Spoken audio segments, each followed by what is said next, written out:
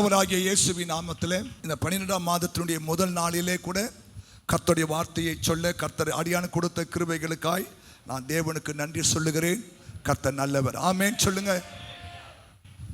நம்ம ஒரு சின்ன சின்ன காரியத்தையெல்லாம் கூட தேவனுக்கு நன்றி சொல்லினே இருக்கணும். அவர் எதிர்பார்க்கிறார். இந்த ஜனத்தை நான் எனக்கு தான் ஏற்படுத்தி இருக்கிறேன், இவங்க தான் என் துதியை சொல்லி வருவாங்க. ஆமா சொல்லுங்க. நீங்க ஒரு சின்ன சின்ன காரியத்துக்கு கூட தேவனுக்கு நன்றி சொல்லி பாருங்க, அவர் ரொம்ப சந்தோஷப்படுவாங்க. ஆமென். சரி, நம்ம எல்லாருமா வேதாகமத்தை எடுத்து தேவன் நம்ம கொடுத்த இந்த மாத வார்த்தையை நம்ம மறுபடியும் வாசிக்க போகிறோம். ஏசாயா எழுதின புஸ்தகம் 60வது அதிகாரம் 20வது வசனம். உன் சூரியன் இனி அஸ்தமிப்பதும் இல்லை, உன் சந்திரன் மறைவதும் இல்லை, உன் சந்திரன் மறைவதும் இல்லை. கர்த்தரே உனக்கு நித்திய வெளிச்சமாய் கர்த்தரே உனக்கு நித்திய வெளிச்சமாய் இருப்பார். உன் துக்க நாட்கள் முடிந்து போகும். ஆமென்.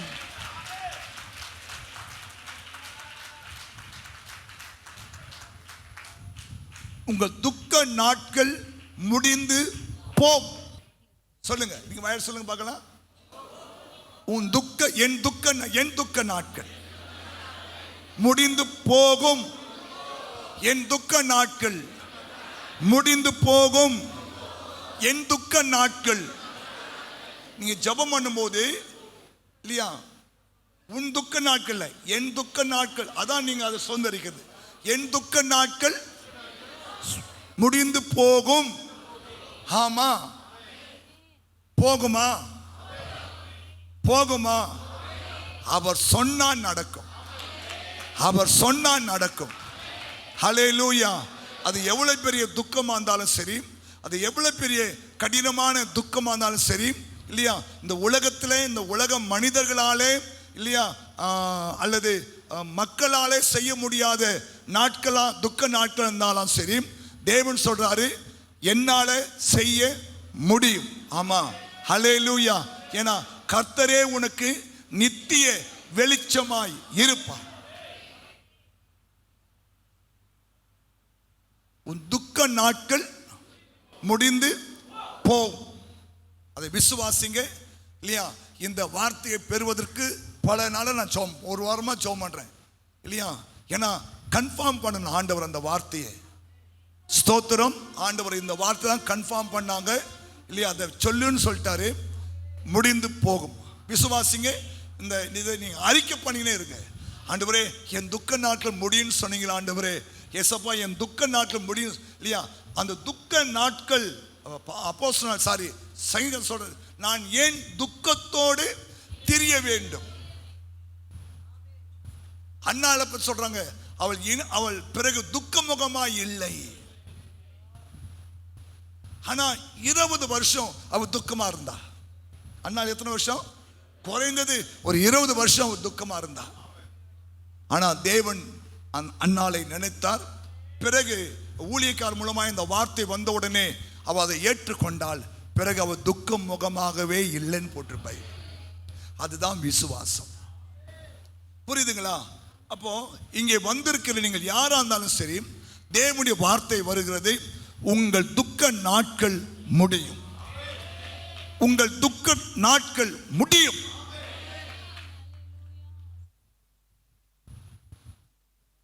விசுவாசிங்க. ஆமா, சரி. எல்லாருக்குமே இருக்கிறது. ஆனா இந்த வருஷம் முடிவு சொல்றாரு, முடிஞ்சிடும். நிச்சயமாகவே முடிஞ்சிடும்.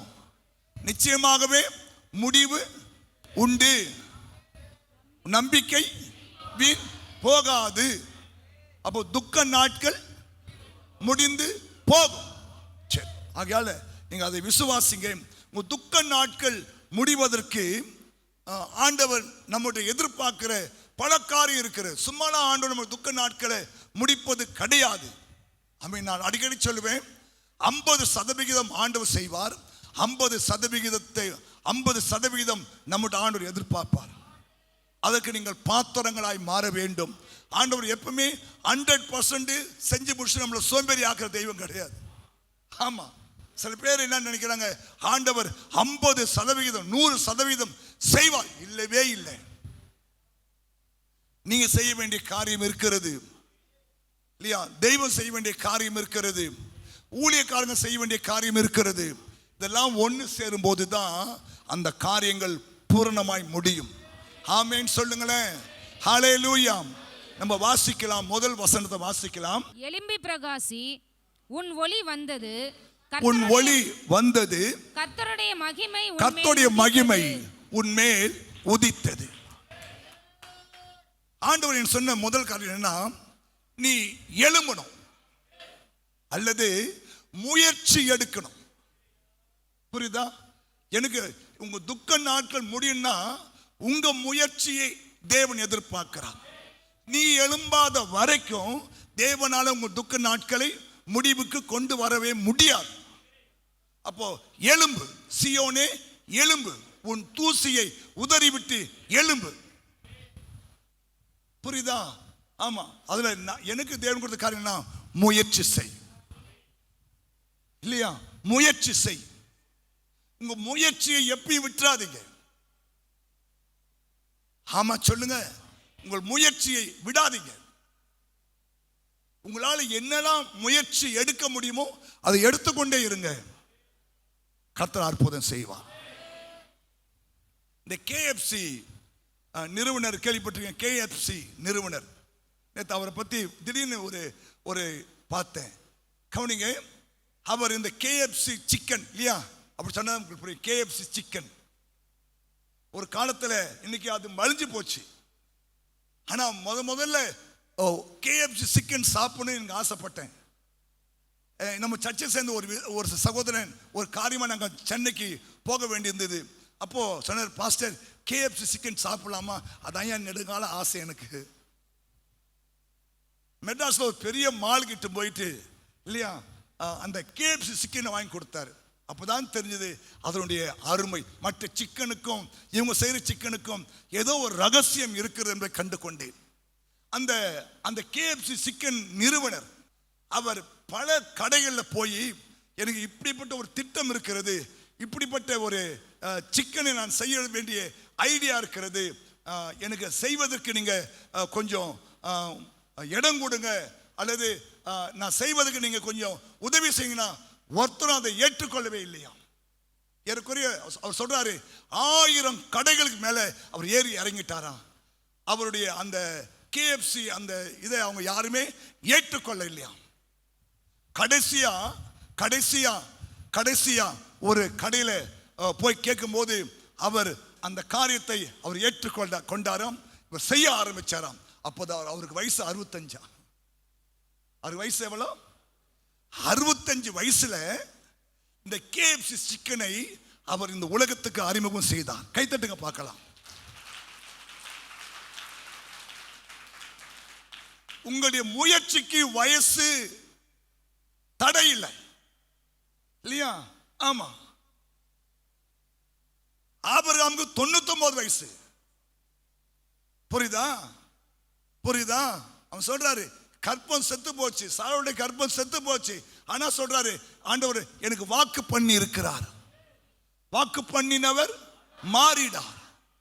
எனக்கு அவர் வாக்கு பண்ணி இருக்கிறார். அவர் சூழ்நிலையை பார்க்கல, சூறாவளியை பார்க்கல, தேவனுடைய வார்த்தையை பார்த்தார், அதை விசுவாசித்தார். ஆகையால் தான் ஆபிரகாம் விசுவாசிகளினுடைய தகப்பன் என்று வேதம் சொல்லுகிறார். அப்போ உங்கள் முயற்சிகளை நீங்கள் செய்வதற்கு வயது தடை கிடையாது. ஆமென் சொல்லுங்க. முயற்சி தான் ரொம்ப அவசியம். ஆமென். உங்களுக்கு முயற்சி இருந்துச்சுன்னா எந்த வயதிலும் உங்களால சாதிக்க முடியும். ஆமென். 65 வயசுல இந்த மனுஷன் அதை சாதிச்சிருக்கிறார். இன்ன வரைக்கும் இல்லையா, உலகத்தில் KFC சிக்கன்னா அதுக்கு ஒரு மரியாதை இருக்கிறது. எத்தனை சாப்பிட்டுக்கிறீங்களா? KFC chicken சாப்பிட்டுருக்கீங்களா? ஒரு சிக்கனை விட மாட்டேன் பாஸ்டர். எல்லாமே சிக்கன் தான். ஆனா அதில் அவங்க வைக்கிற அந்த மசாலா, அங்க வைக்கிற அந்த காரியங்கள் தான் மற்ற சிக்கனை காட்டிலும். அப்போ இந்த KFC சிக்கனுடைய அந்த ஓனர் 65 வயசுல இந்த சிக்கனை இந்த உலகத்துக்கு அறிமுகம் செய்தார். காரணம் என்ன? அவ சோர்ந்து போகல. கவனிங்க, ஆண்டவர் சொன்னார் இல்லையா, சோர்ந்து போகாம ஜெபம் பண்ணு. அது ஒரு முயற்சி தான். என்னைக்குமே உங்க முயற்சிகளை நீங்க என்ன பண்ணக்கூடாது. ஆமா, இப்ப பாருங்க, விதவிதமான காரியங்கள்லாம் வருது. எப்படி உட்கார்ந்து யோசிக்கிறாங்களே தெரியல. இதை இன்னும் எப்படி அட்வான்ஸாக கொண்டு போகலாம், இதை இன்னும் எப்படி அட்வான்ஸாக கொண்டு போகலாம் இல்லையா. அவன் யோசிக்கிறாங்க, சிந்திக்கிறாங்க, செயல்படுறாங்க, முயற்சி எடுக்கிறாங்க. உலகத்தில் முதலாளா வந்து நிற்கிறாங்க. கைத்தட்டுங்க பார்க்கலாம். அப்போ கவனிங்க, உங்கள் துக்க நாட்கள் முடியணும்னா உங்கள் முயற்சி ரொம்ப எழும்பி பிரகாசி. எழுப்பு, உன் முயற்சியை விடாத, ஜெபத்தை விடாத. அதான் சொல்ற, சோர்ந்து போகாமல் ஜெபம் பண்ணுங்கள் இல்லையா. நமக்கு தெரியும், லூக்கா 18ஆம் அதிகாரத்தில் ஆண்டு சொன்னார் இல்லையா, சோர்ந்து போகாமல் ஜெபம் பண்ணுங்கள். அதனுடைய முடிவு என்ன சொல்றோமா, தம்மை நோக்கி இரவும் பகலும் கூப்பிடுகிற தம்மால் தெரிந்து கொள்ளப்பட்டவருடைய விஷயத்திலே நீடிய பொறுமையா இருந்து சீக்கிரமா அவனுக்கு நியாயம் செய்வாராம். கைத்தட்டுங்க பார்க்கலாம். புரியுதா உங்களுக்கு? சோர்ந்துடக்கூடாது. நமக்கு பாருங்க, 2 காரியம் நடக்கல, 3 காரியம் நடக்கல, சோர்ந்துடும். நம்ம தேவனுக்கும் பயப்பட மாட்டோம். மனுஷனையும் மதிக்காத அந்த நியாயாதிபதியே அந்த விதவையினுடைய அந்த விடாமுயற்சி இல்லையா, அவ அலட்டுகிறாள். கவனிக்கணும். கவனிங்க, நம்ம பாஸ்டருடைய அம்மா பேரு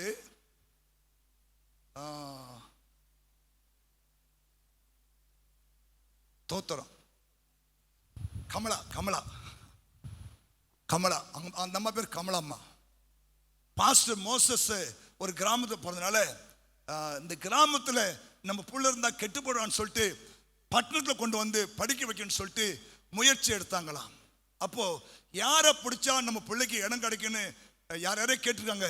அப்போ எம்ஜிஆர், ராமாபுரம் தோட்டத்தில் எம்ஜிஆர் இருக்கிறான்னு கேள்விப்பட்டு ஒவ்வொரு நாளும் எம்ஜிஆர் புறப்படும் போதெல்லாம் அந்த வாசப்படி போய் உட்காந்துக்குவாங்களாம். எம்ஜிஆர் போகும்போதெல்லாம் நம்ம தோட்டம் போடுவாங்களாம். அவர் 1 முறை 2 முறை 3 முறை அப்படியே விட்டுட்டாரு. ஆனால் நம்ம டெய்லி போய் என்ன பண்ணுவாங்களாம், அங்கே போய் அவர் புறப்பட்டு வெளியே போகிறார் இல்லையா, அப்போலாம் கையெடுத்து கும்பிடுவாங்களாம். அவர் பார்த்துட்டு போயிடுவாராம். ஒரு நாள் அந்த அம்மாவை பார்த்து, என்னம்மா நீ தினந்தோறும் வந்து நிற்கிறீங்க, என்ன காரியம்? ஐயா, எனக்கு 4 பொண்ணு 1 பையன். ஐயா, என் பையனை இங்கே ஒரு ஸ்கூல் ஹாஸ்டல் சேர்க்கணும், அது நீங்கள் ரெக்கமெண்ட் பண்ணால் சேர்க்கிறேன்னு சொல்கிறாங்க, ஒரு ரெக்கமெண்டேஷன் பண்ணுங்கய்யா. உடனே ரெக்கமெண்டேஷன் பண்ணி கொடுத்தாராம். அப்போ தான் ஒரு ஹாஸ்டலுக்கு வந்தார். ஹாஸ்டல் படிக்கும் போது தான் இயேசு ஏற்றுக்கொண்டு இல்லையா ஒரு நல்ல தேவ ஊழியக்காரனாக கர்த்தர் மாற்றினார். புரியுதா? அந்த அம்மா மட்டும் சோர்ந்து போயிட்டு உட்காந்துட்டாங்கன்னா ஒரு ஊழியக்காரனையே இந்த சமுதாயம் இழந்து போயிருக்கும். உண்மைதானே? அப்போ உங்க முயற்சி எப்படி இருக்கு? உங்களுடைய முயற்சி எப்படி இருக்கு? கவனிங்க, முயற்சி எடுத்துக்கொண்டே இருங்க. முயற்சி எடுங்க. நீங்க முயற்சி எடுக்க ஆண்டவர் உங்களுக்கு புது புது திட்டங்களை உருவாக்குவார், புது புது எண்ணங்களை உருவாக்குவார், புது புது ஐடியாக்களை கொடுப்பார் ஆண்டவர். புரியுதா? அதனால நீங்க சோர்ந்து போயிடக்கூடாது. ஆண்டவர் சொல்ற, எழும்பி பிரகாசி, உன் ஒளி வந்துச்சு அப்படின்னா உன் டைம் ஒர்க் அவுட் ஆக போகுதுன்னு அர்த்தம். உன் ஒளி வந்தது, கர்த்தருடைய மகிமை உன்மேல் உதித்தது. ஆமா சொல்லுங்க. அப்போ நம்ம என்ன பண்ணணும்? எழும்பணும்.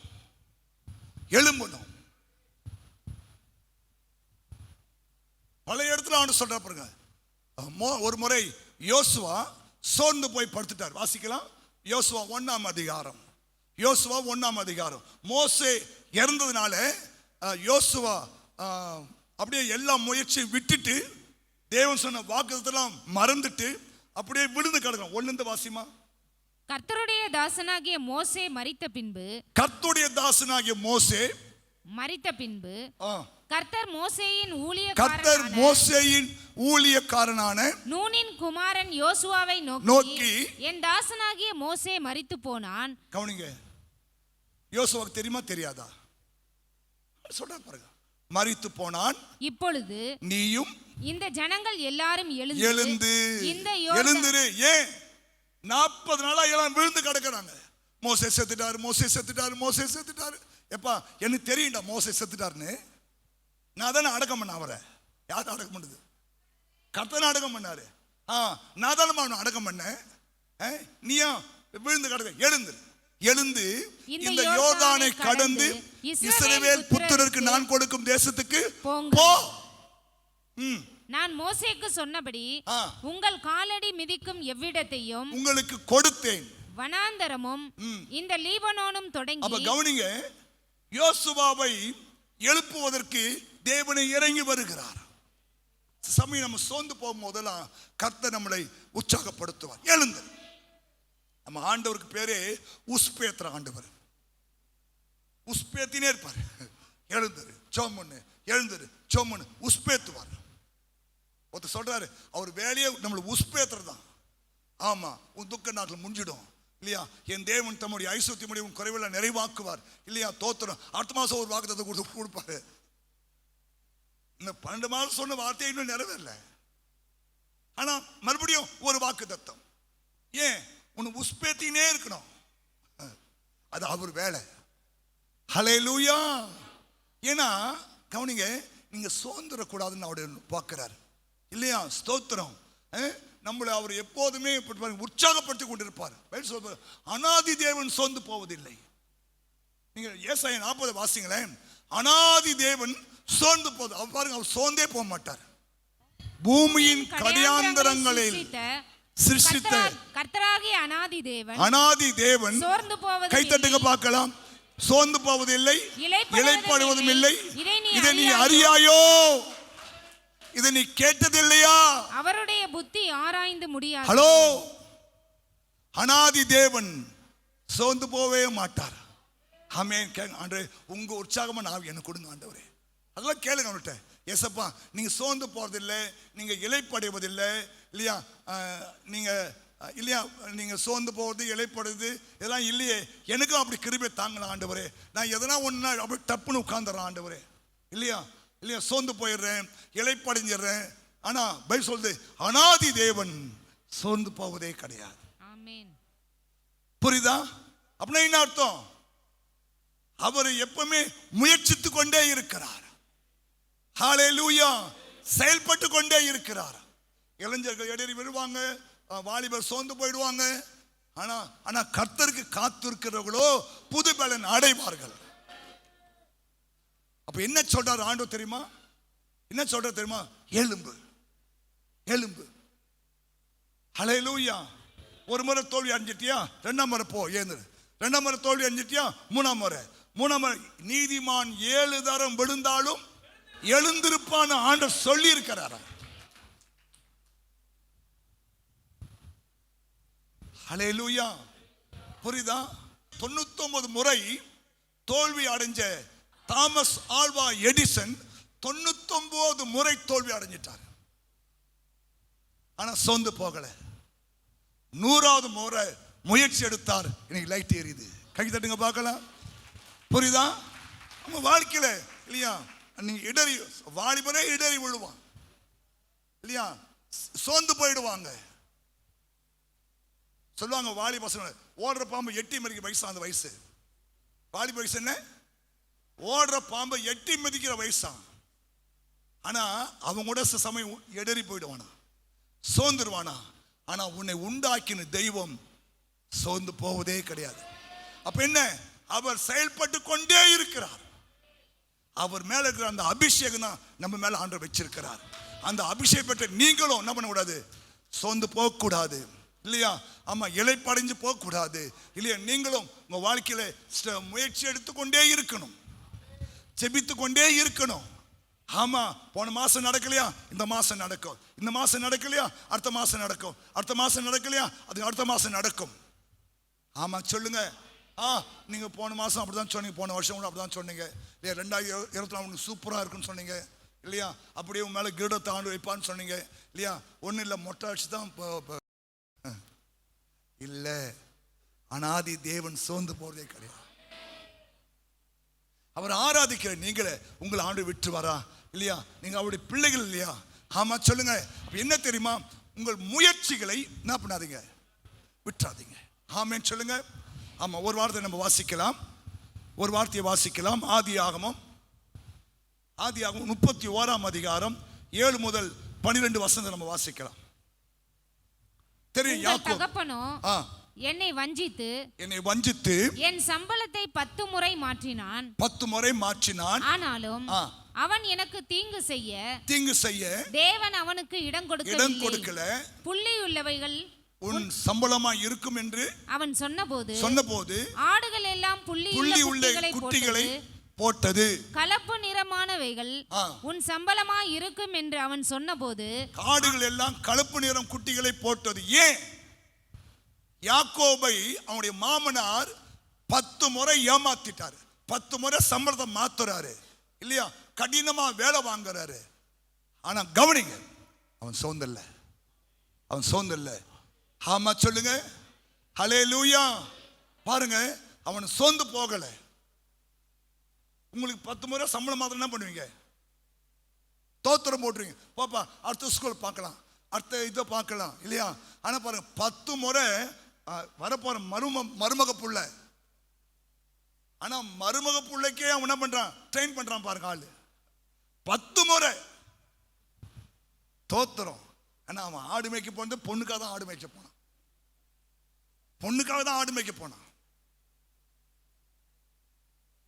அழகாங்க மாமனார் அவனை ஏமாத்தி என்ன பண்றான்? வேலை வாங்குறான். ஸ்தோத்திரம். நான் சொல்ல வேண்டிய காரியம் என்னன்னா, 10 முறை சம்பளம் மாத்தியாச்சு, 20 வருஷம் வேலை செய்யறான். ஆனா இவனுக்குன்னு ஒண்ணுமே இல்லை. அப்போதான் ஆண்டவரே என் குடும்பத்துக்கு நான் எப்போ சம்பாதிக்கிறதுன்னு சொல்லி கேட்கும் போதுதான் ஆண்டவர் அவனுக்கு ஒரு ஐடியா கொடுக்கிறார். அந்த ஐடியாவை அவன் செயல்படுத்துகிறான். பாருங்க, அவனுக்கு 2 பரிவாரங்களை கர்த்தர் கிருபையாய் அவனுக்கு தருகிறார். ஏன் அவன் முயற்சியில் தோத்துல. அவன் கவனிங்க, இந்த பாபேல் கோபுரம் கட்டுவதற்காக சினையார் தேசத்துல இந்த பாபேல் கோபுரம் கட்டினாங்களாம். அவங்க கட்டுற பாபேல் கோபுரத்தை பார்க்கவே இயேசு இறங்கி வந்துட்டாரா. ஒரு கோபுரம் கட்டணும்னா ஈஸியா கட்ட முடியுமா? இப்ப கம்பி வச்சு கட்ட நிக்குது. அப்ப கம்பி கிடையாது, ஒண்ணும் கிடையாது இல்லையா. செங்கல்லும் சுண்ணாம்பு தான் இருக்கும். வாசிமா ஆதியாகமம். மனுபுத்திரர் கட்டுகிற நகரத்தையும் கோபுரத்தையும் பார்க்க கர்த்தர் இறங்கினார். கவனிங்க, நிமிர்ந்து பாரு, கண்ணை பாரு, திறந்து பாரு. கம்பி வச்சு கட்டுனா அந்த கோபுரம் நிற்கும். கம்பி இல்லாம வெறும் செங்கல்லும் சுண்ணாம்பு வச்சு கட்டினா அந்த கோபுரம் நிற்குமா? ஆனா அவங்க கட்டுற கோபுரம் என்ன தெரியுமா? வானவளா கோபுரம். அப்ப எத்தனை முறை இடிஞ்சு விழுந்திருக்கும், எத்தனை முறை காத்து அடிச்சிருக்கும் இல்லையா. நேற்று அடிச்ச காத்துல எத்தனை கோபுரம் விழுந்தது கீழே இல்லையா, எத்தனை டவர் விழுந்து போச்சு, எத்தனை பேனர் விழுந்து போச்சு. ஹலோ, கவனிங்க. ஆனா அவங்க பாருங்க, முயற்சி எடுத்து அந்த கோபுரத்தை கட்டுறாங்க. அதை பார்க்க இயேசு இறங்கி வந்தாரா. அப்ப என்ன அர்த்தம்?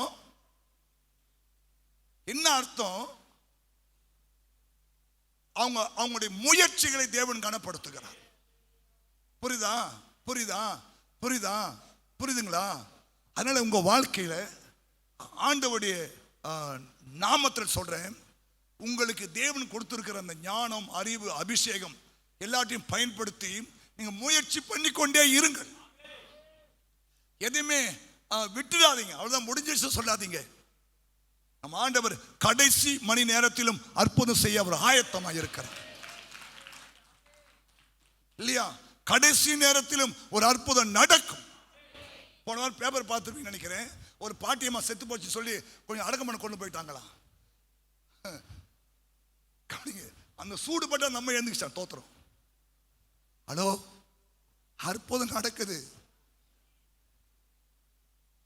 அந்த சூடுபட்ட ஆள் எழுந்துச்சா. என்ன சொல்றது தெரியுமா? நம்ம ஆண்டவர் கடைசி மணி நேரத்தில், நிமிஷத்துல கூட அவரால் உங்க வாழ்க்கையில் ஒரு அற்புதம் செய்ய முடியும். ஆமா சொல்லுங்க, புரியுதா?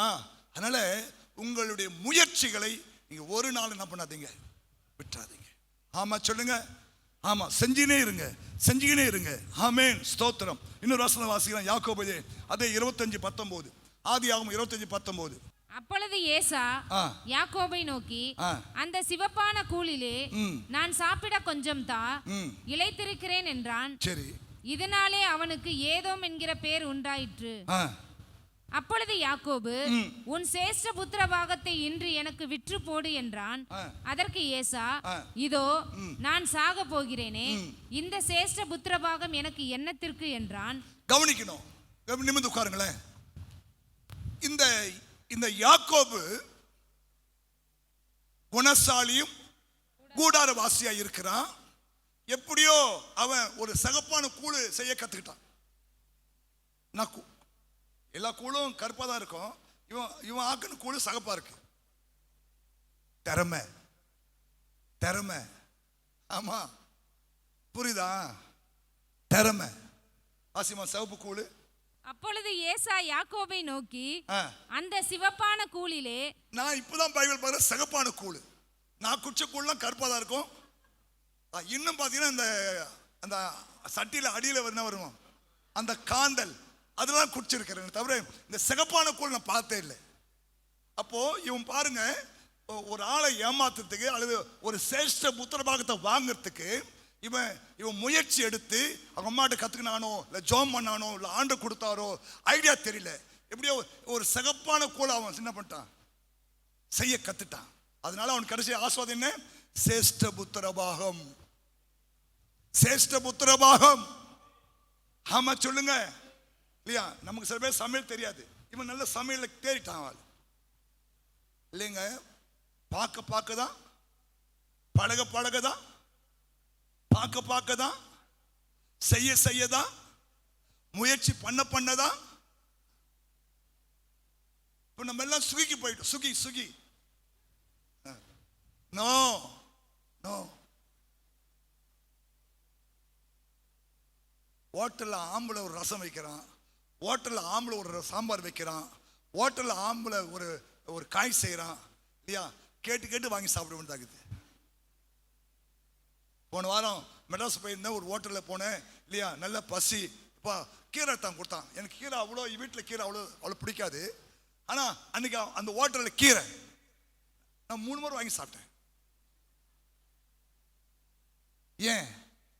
அது சிகப்பான கூழ் மாதிரி நல்லா இருந்தது. இன்னைக்கு ஏங்க தெருவுக்கு இன்னைக்கு இந்த ஃபாஸ்ட் ஃபுட்டு இந்த கடை வந்துட்டு, பாஸ்டர் எங்கள் வயிற்றில் பண்ணு போட்டுறாதீங்க பாஸ்டர். ஏன் வந்தது? எங்க பாருங்க, இன்னைக்கு 2 வியாபாரம் தான் ஓஹோன்னு போகுது. ஒன்று ஹோட்டல் வியாபாரம், 2வது வந்து ஸ்கூல் வியாபாரம். 2 தான் ஓஹோனுக்குது. சும்மா ஒரு வண்டி கடை வைக்கிறான். நீங்க இந்த இதுல பாத்தீங்கன்னா இல்லையா, இந்த ஹோட்டலில் போனேன் இப்படி இருந்துச்சு, அந்த ஹோட்டல் போனேன் அப்படி இருந்துச்சு, இந்த ஹோட்டல் போன சிக்கன் இப்படி இருந்துச்சு, அந்த ஹோட்டல் போன சிக்கன் அப்படி இருந்துச்சு இல்லையா, குடல் இப்படி இருந்துச்சு இல்லையா, குருமா இப்படி இருந்தது, மூளை இப்படி இருந்து. ஐயோ கடவுளே, கேட்க வயிறு கஷ்டப்பட தவிர கவனிங்க, எப்படியோ அவனுடைய முயற்சிகளை பயன்படுத்தி என்ன பண்றான், வியாபாரத்தில் முன்னேற்றம் அடைந்து இல்லையா நல்ல நிலைமைக்கு வந்துடுறாங்க. முயற்சிகள். ஹலோ தம்பி, அதனால உன் கூட இயேசு இருக்கிறாரு இல்லையா, அவரை நம்பி இல்லையா, நீ என்ன தொழில் செஞ்சாலும் இல்லையா முயற்சியில செயல்பட்டு கொண்டே இரு. கர்த்தர் அதிலே உன்னை உயர்த்துவார். ஆமா சொல்லுங்க. நான் அந்த வாசிச்சேன். இவனுக்கு சேஷ்ட புத்திரபாகம் வர என்ன காரணம்? எல்லாம் கூழு காசுறாங்க, இவன் மட்டும் சிகப்பான கூழு காசுறான். என்ன போட்டானோ தெரியல. சகப்பு சாயம் போட்டானோ அல்லது கொஞ்சம் மிளகா வாசி ஊத்துனானோ இல்ல என்ன பண்ணானோ தெரியல, சிகப்பான கூழ் செஞ்சுட்டான். அதை பார்த்தவனே அவனுக்கு பசி வயிறை கிள்ளுது. எனக்கு சேஷ்ட புத்திரம் வேணாம், ஒண்ணு வேணாம், கூட மட்டும் கூட்டான் கூட்டு வாங்கிட்டு சேஷ்ட புத்திரம் பார்த்து வித்துட்டு போயிட்டான். முயற்சி. ஆமா, குணசாலியும் கூடாரவாசி. நான் சொன்னேன், உங்க வீட்டில் வாலி பிள்ளைங்க இருக்காங்களே, பொட்ட பொம்பளை பிள்ளைங்க இருக்காங்களே, எத்தனை பேருக்கு சமையல் பண்ண தெரியும்? நீ கத்த குத்துருக்க. என் பிள்ளை அதெல்லாம் படிக்க பாஸ்டர் இல்லையா, என் பிள்ளை இப்போ இன்ஜினியர் படிக்குது, அது படிக்குது, தோத்துறோம். கல்யாணம் பண்ணி கொடுத்தா நீயும் கூட போகணும் சமையல் பண்ணி கொடுக்கறதுக்கு. மருமக பிள்ளைக்கு நீ தான் சமையல் பண்ணி கொடுக்கணும். ஏன்னா உன் பொண்ணு தான் ஒன்றும் தெரியாது இல்லையா, நீ தான் ஒன்றும் கற்றுக் கொடுக்கல. இல்லை கற்றுக் கொடுத்தீங்களா? தோத்திரம். நீ போக வேண்டிய அவசியமே இல்லை. இல்லை அப்போ உங்க அம்மா வர சொல்லு, உங்க அம்மா வர சொல்லு. ஏன்? டீ போடுறதுக்கு உங்க அம்மா வரணும், காபி போடுறதுக்கு உங்க அம்மா வரணும், சோறு ஆக்கி கொடுத்துக்கு உங்க அம்மா வரணும், பிரியாணி செய்து உங்க அம்மா வரணும். சகோதரனே சகோதரிகளே, பிள்ளைகள் இல்லையா, உங்க வீட்டில் பொம்பளை பிள்ளை இருந்தா ஏஜ் அட்டன் பண்ணிட்டானா, படிக்கிறாளோ படிக்கல இல்லையா, இந்த வேலைக்கு செஞ்சு கொடு, இந்த வேலை கற்றுக் கொடு. ஆமா, டீ போட கற்றுக் கொடு இல்லையா. அன்னைக்கு ஒரு வீட்டுக்கு போன ஒரு பொண்ணு டீ போட்டு கொடுத்தா, தோத்திரம், அடி வயிறு பேட்டரி வெளியே வந்துருச்சு. ஐயோ, அன்னை விட்டு அன்னிலிருந்து டீயே குடிக்க முடிவு பண்ணிட்டேன். இது வரைக்கும் டீ குடிக்கிறது இல்லை. கவனிங்க, நான் தமாசா சொல்றேன், இது உண்மை. நீ எங்க சுத்தி வந்தாலும் என்ன, இதுதான் பைபிள் திட்டமே. அது பைபிள் சொல்லப்பட்ட ஞானமுள்ள பெண்ணா இருந்தாலும் சரி, அவள் கப்பலுக்கு ஒப்பாக்கப்பட்ட பெண்ணா இருந்தாலும் சரி, அவள் காலமே எழுந்து தன் வீட்டாருக்காக ஆகாரம் செய்கிறார். ஒரு தோட்டத்தை விசாரிக்கிறா, வாங்குறா, எல்லாம் பண்றா. ஆனா என்ன பண்ணா, அடுப்பு ஊதி ஆகணும், அடுப்பு ஊதி ஆகணும்.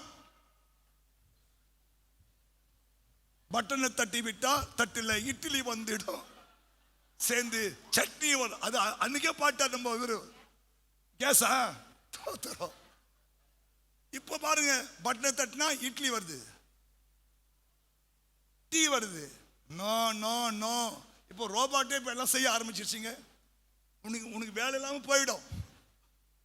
ரோபாட் கண்டுபிடிச்சான் போ இல்லையா. பெண்ணை போல பேசுது, பெண்ணை போல நடிக்குது, பெண்ணை போல எல்லாம் செய்து, தோத்திரம், சமைக்குது, எல்லாம் செய்யுது. அதனால இன்னும் ஒரு 10 வருஷத்துல பெண்களுக்கு இல்லையா வேள்வியே இல்லாமல் போயிடுன்னு நினைக்கிறேன்.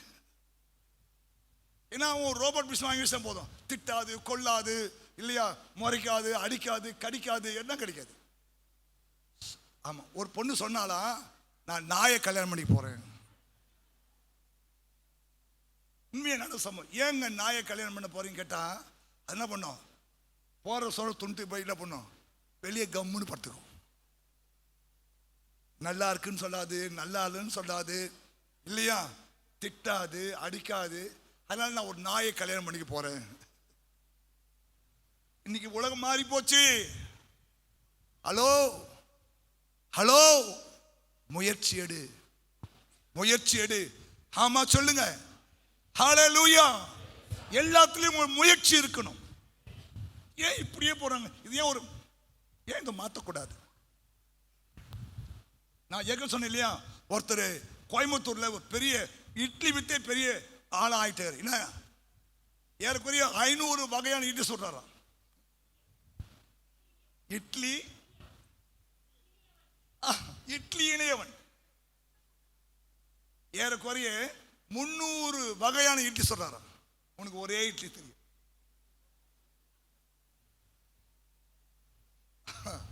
ஒரே இட்லி, பொடி இட்லி, புதினா இட்லி. உனக்கு அது அந்த அந்த அந்த வெள்ளை இட்லி மாதிரி உனக்கு வேலை செய்ய தெரியலையே. முயற்சி பண்ணு. சரி, தோத்துற. ரெண்டாவது வாசி போலாம். 2 வாசிக்கலாம். ஏசாயா 60:4. முதல் காரியம் முயற்சி செய்யுங்கள். இரண்டாவது காரியம் 4. சுற்றிலும் உன் கண்களை ஏறெடுத்து சுற்றிலும் உன் கண்களை ஏறெடுத்து பார். அவர்கள் எல்லாரும் ஏகமாய் கூடி உன்னிடத்திற்கு வருகிறார்கள். உன் குமாரர் தூரத்திலிருந்து வந்து உன் குமாரத்திகள் உன் பக்கத்திலே வளர்க்கப்படுவார்கள். இரண்டாவது, உங்க துக்க நாட்கள் முடியும்னா உங்களுடைய கண்கள் ஆவிக்குரிய கண்களாய் மாற வேண்டும். என்ன கண்களை மாறணும்? கவனிங்க. இப்போ நம்ம கண் இருக்குது, இந்த கண்ணை தான் நம்ம ஆவிக்குரிய கண்களை மாற்றணும். வாசிக்கலாமா? 2 கொரிந்தியர் 4ஆம் அதிகாரம் நினைக்கிறேன். 2 கொரிந்தியர் 4வது அதிகாரம் 17ஆம் வசனம். மேலும் மேலும் காணப்படுகிறவைகளை அல்ல, காணப்படுகிறவைகளை அல்ல, காணப்படாதவைகளை நோக்கி இருக்கிற நமக்கு அதிசீக்கிரத்திலே நீங்கும் லேசான நம்முடைய உபத்திரவம் மிகவும் அதிகமான நித்திய கனமகிமையை உண்டாக்குகிறது. கைத்தட்டுங்க பார்க்கலாம், கைத்தட்டுங்க பார்க்கலாம். என்ன சொல்றாரு? காணப்படுகிறவைகளை அல்ல, காணப்படுகிறவைகள் அனித்தியமானவைகள், காணப்படாதவைகளோ நித்தியமானவைகள். ஆமா சொல்லுங்க.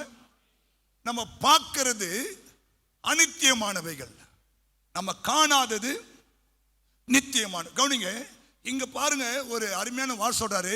மேலும் காணப்படுகிறவைகளை அல்ல. எதை நீங்க காண்றீங்க?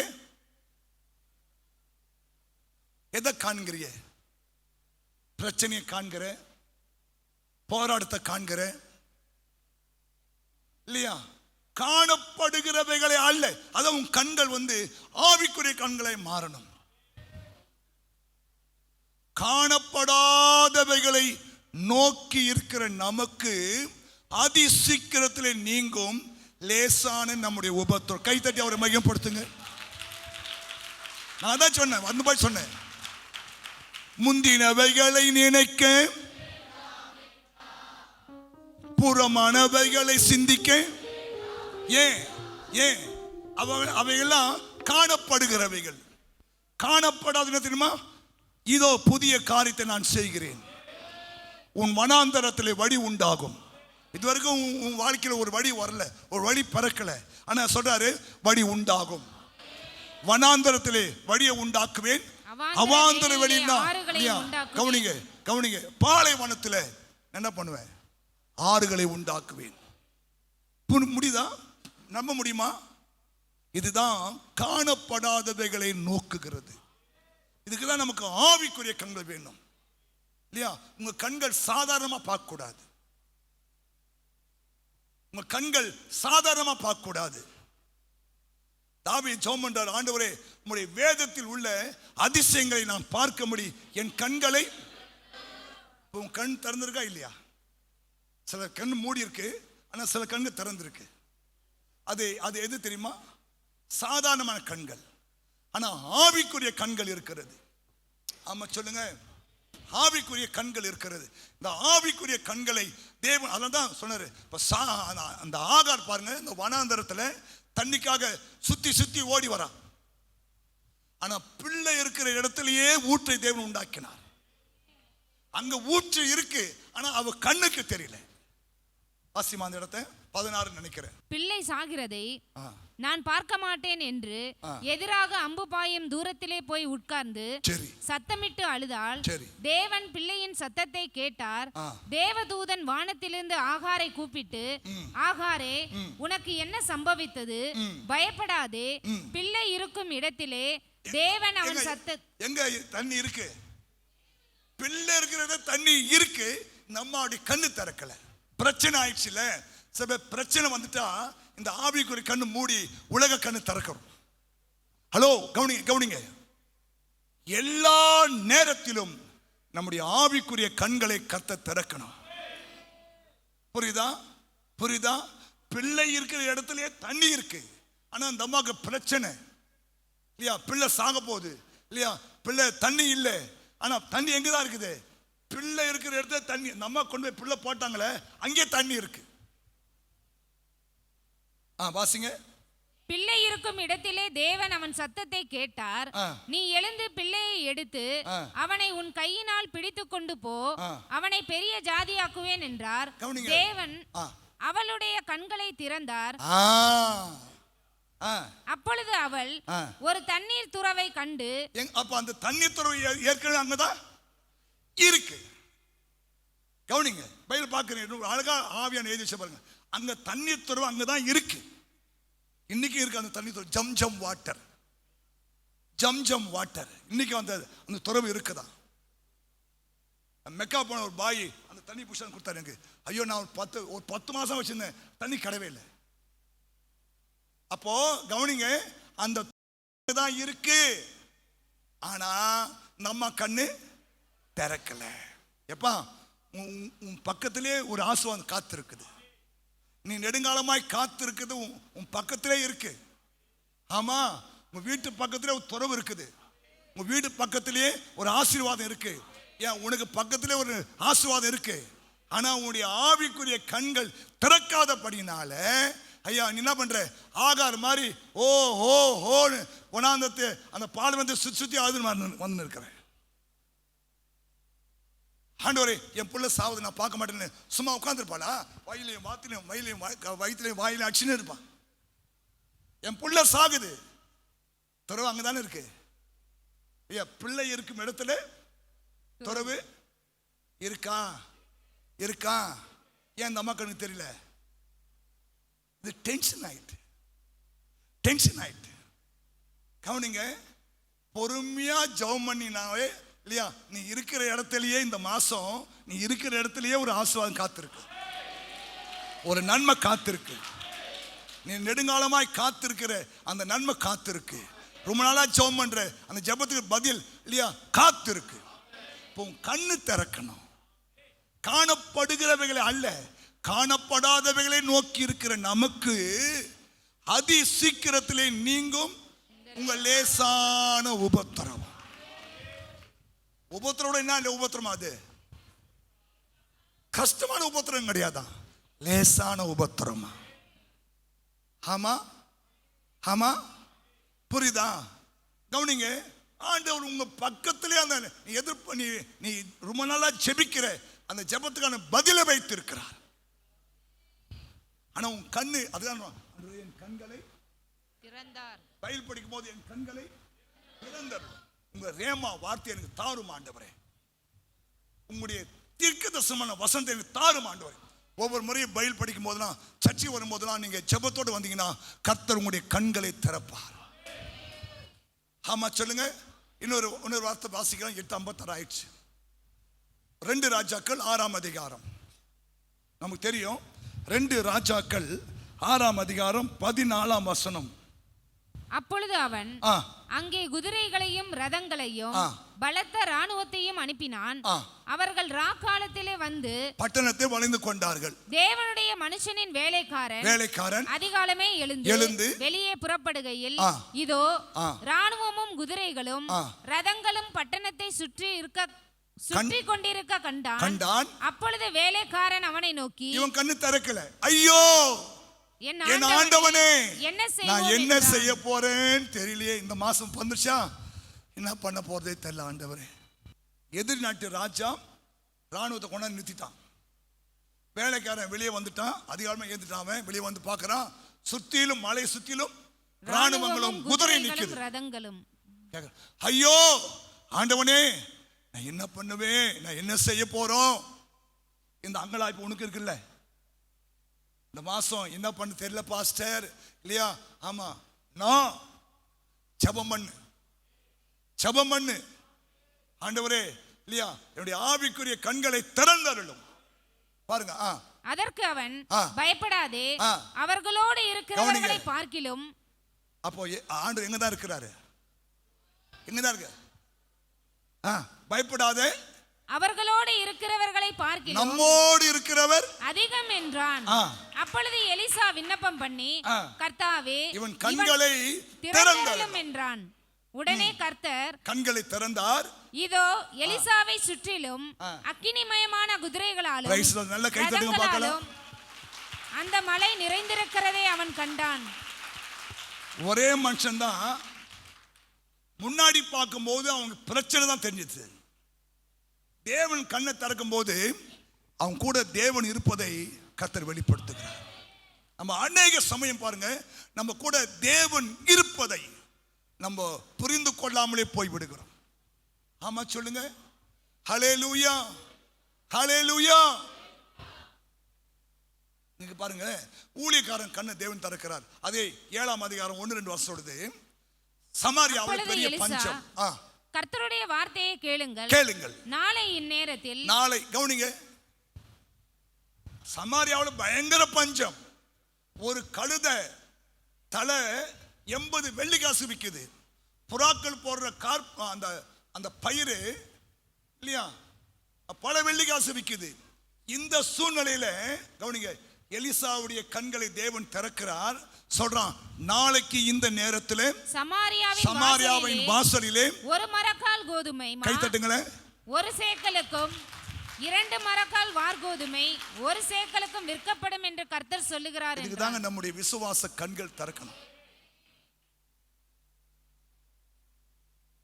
புரியுதுங்களா? காணப்படுகிறவைகளை அல்ல, காணப்படாதவைகளை நோக்கி இருக்கிற நமக்கு அதி சீக்கிரத்தில் நீங்கும் இந்த லேசான உபத்திரவம். புரியுதுங்களா? புரியுதா? ஐயோ ஆண்டவனே, நான் என்ன பண்ண போறேன்னு தெரியல. ஒண்ணுமே பண்ண வேண்டாம், என் கண்களை திறந்தருன்னு சொல்லி கேளு. இல்லையா?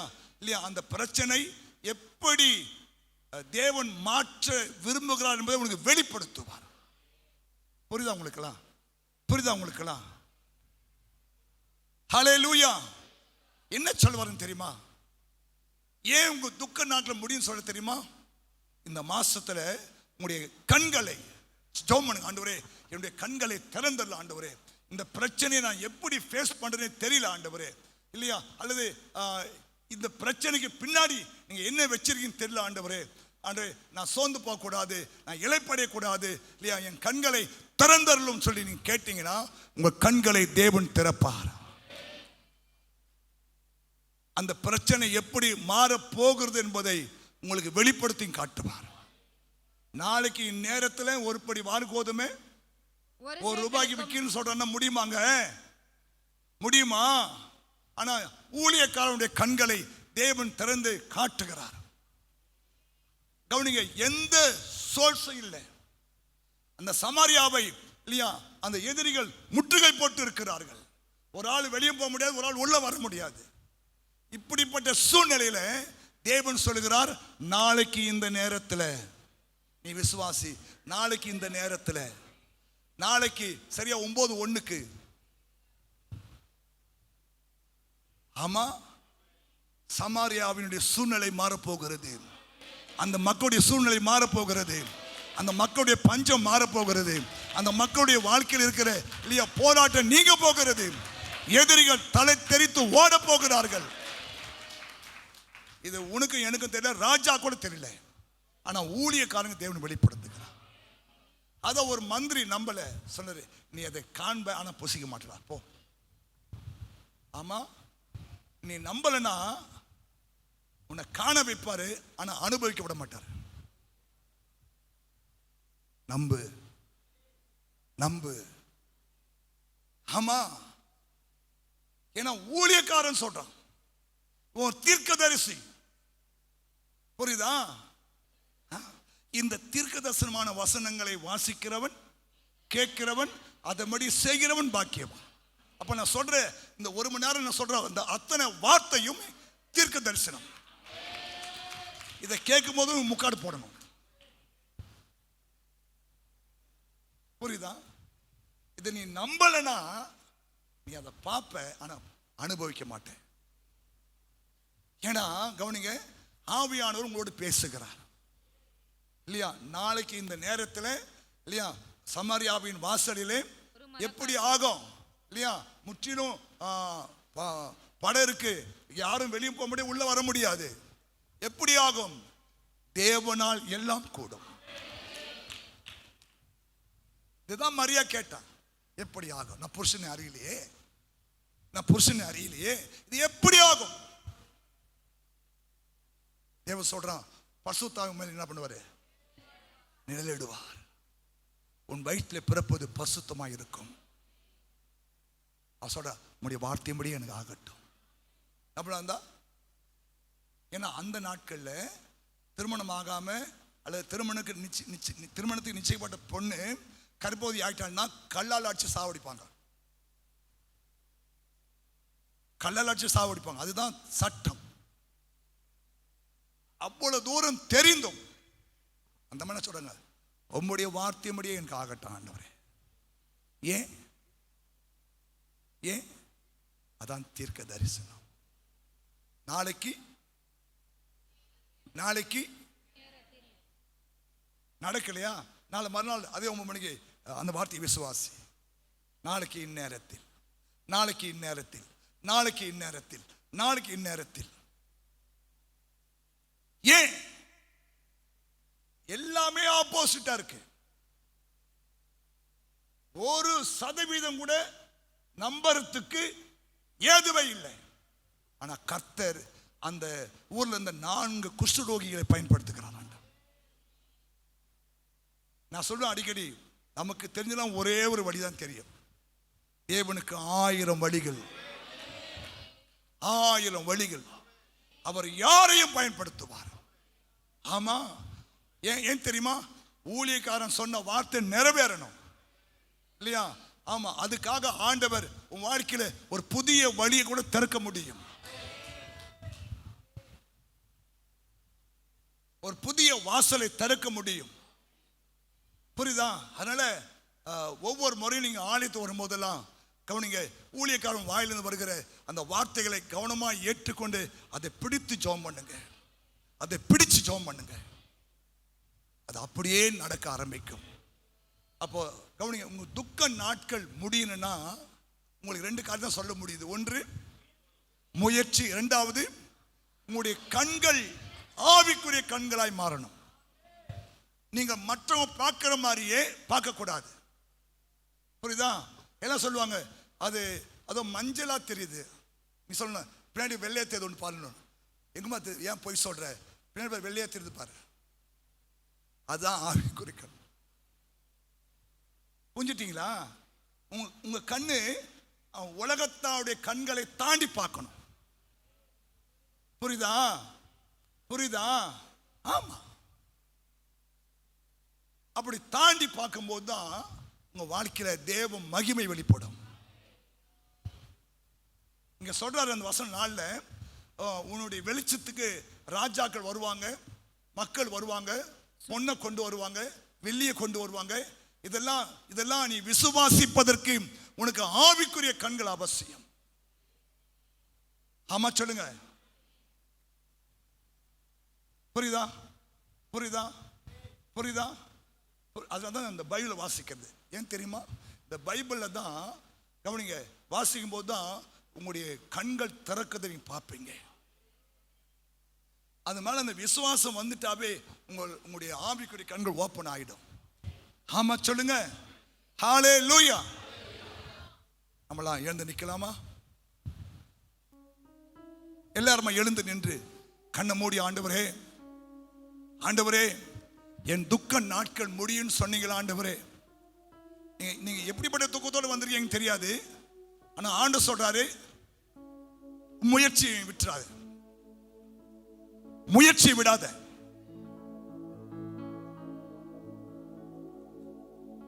கடினமானது அவருக்கு எதுவும் இல்லை இல்லையா?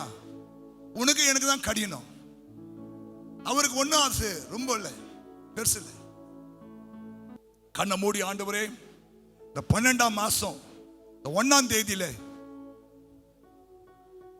உம்முடைய தீர்க்க தரிசனம் உம்முடைய ஊழியக்காரர் மூலமாய் எனக்கு வெளிப்பட்டு இருக்கிறது. ஆண்டவரே, நான் அதை விசுவாசிக்கிறேன். ஆண்டவரே, மற்றவங்க பார்க்கிற மாதிரி, மற்றவங்க பேசுற மாதிரி, மற்றவங்க யோசிக்கிற மாதிரி, தேவனை அறியாத பிள்ளைகள் சிந்திக்கிற மாதிரி நீ சிந்திக்க கூடாது.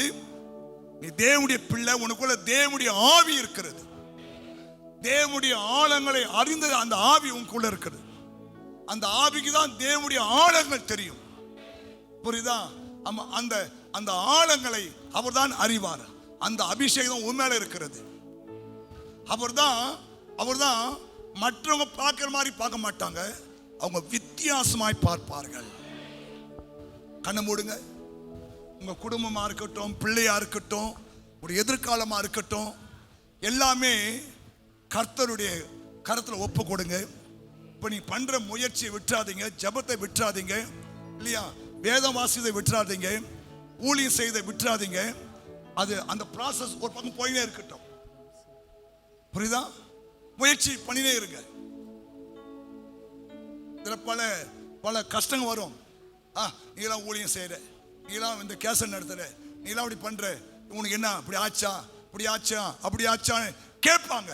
ஆனா நீங்க சோர்ந்து போகும், உங்களுடைய ஆவிக்குரிய கண்ணு திறக்கணும். ஆமா, ஹல்லேலூயா.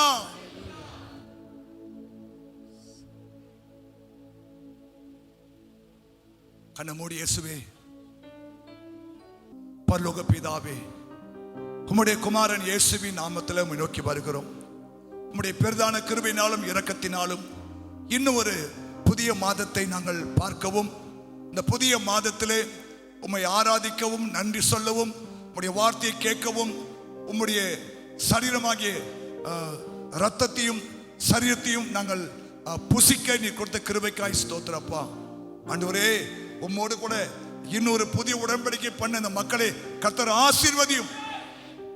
உன் துக்க நாட்கள் முடியும் சொன்னீங்களே, இந்த வருஷத்தோடு உங்க துக்க நாட்கள் முடிந்து உமக்கு சித்தமானால் புதிய வருஷத்தில் ஆண்டவரே புதிய திருப்பங்கள், புதிய மாற்றங்கள், புதிய காரியங்கள், புதிய வழிகள், புதிய நன்மைகள் இயேசு கிறிஸ்துவின் நாமத்தில் உண்டாகட்டும். இவர்கள் சிறுமைப்பட்ட நாட்களுக்கும் துன்பங்களை கண்ட வருஷத்துக்கும் சரியாய் கர்த்தாவே நீர் இந்த மாசமே இவர்களை மகிழ்ச்சியாகும்.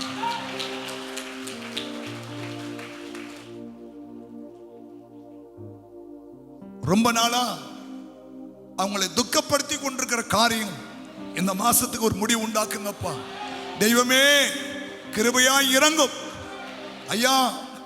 அண்ணால போல இனி அவங்க துக்க முகமா இருக்கவே கூடாது. அவருடைய ஆவிக்குரிய மனக்கண்களை திறந்து நீர் வைத்திருக்கிற நன்மைகளை காண உதவி செய்யும்.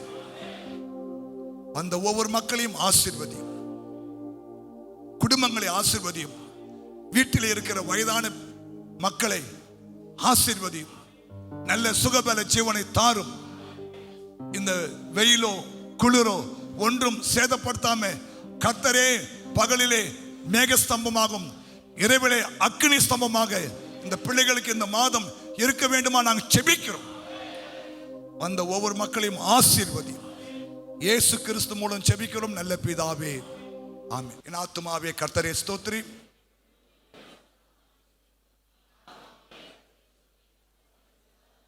நம்முடைய பிதாவாகிய தேவனுடைய அன்பும் கர்த்தராகிய இயேசு கிறிஸ்துவின் கிருபையும் பரிசுத்த ஆவியானுடைய ஐக்கியமும் இப்போதும் எப்போதும் சதா காலமும் கர்த்தருடைய வருகை மட்டும் இருந்து நம்மை காத்துக்கொள்வாராக. கர்த்தர் உன்னை ஆசீர்வதித்து உன்னை காக்க கடவர். கர்த்தர் தம்முடைய முகத்தை உன்மேல் பிரகாசிக்க பண்ணி உன்மேல் கிருபையா இருக்க கடவர். கர்த்தர் தம்முடைய முகத்தை உன்மேல் பிரசன்னமாக்கி உனக்கு சமாதானம் கட்டிட கடவர் என்பதே. ஆமென். ஹல்லேலூயா. ஆண்டவர் உங்களை ஆசீர்வதிப்பார்.